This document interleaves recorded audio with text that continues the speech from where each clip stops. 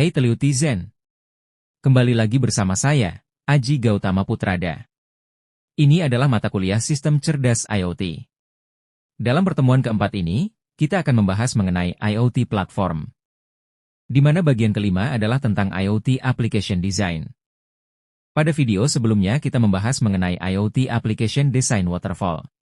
Terdapat 3 tahap dalam waterfall kita dan kita telah melakukan requirement gathering dengan contoh smart lighting. Dalam video ini kita akan membahas mengenai IoT Application Design. Di mana sebelumnya kita akan membahas terlebih dahulu mengenai UI komponen. UI komponen untuk IoT berfungsi sebagai antarmuka yang memungkinkan pengguna berinteraksi dengan dan mengontrol perangkat yang terhubung, memvisualisasikan data dan mengaktifkan tindakan seperti menghidupkan mematikan perangkat, menyesuaikan pengaturan, atau memantau keluaran sensor.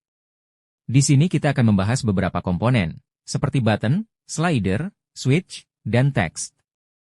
Button pada IoT application mempunyai fungsi yang sama dengan button fisik yang ada pada IoT end device. Bisa digunakan untuk mengaktifasi sesuatu. Jika dikombinasikan dengan text box, button dapat berfungsi untuk melakukan konfigurasi pada IoT end device. Misalnya pada gambar, button dan text box dikombinasikan untuk konfigurasi IP address. Slider.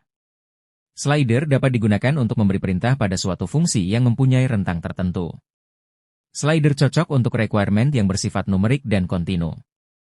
Contoh di gambar adalah aplikasi dari sebuah smart speaker. Dalam aplikasi tersebut, slider digunakan untuk mengendalikan volume suara.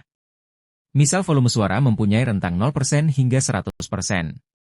Switch. Switch dalam dunia nyata, sifatnya seperti sakelar, berarti dia mempunyai 2 status. Switch cocok untuk kendali yang bersifat biner. Pada gambar adalah contoh dashboard dari IoT untuk server monitoring. Pada contoh tersebut, switch digunakan untuk mengendalikan termostat, cooler, dan heater. Masih ingat table requirement kita pada video sebelumnya? Sekarang kita dapat melengkapi UI komponen untuk masing-masing requirement. Karena menyalakan lampu adalah biner, maka switch cocok untuk itu. Slider dapat digunakan untuk peredupan dan perubahan warna lampu.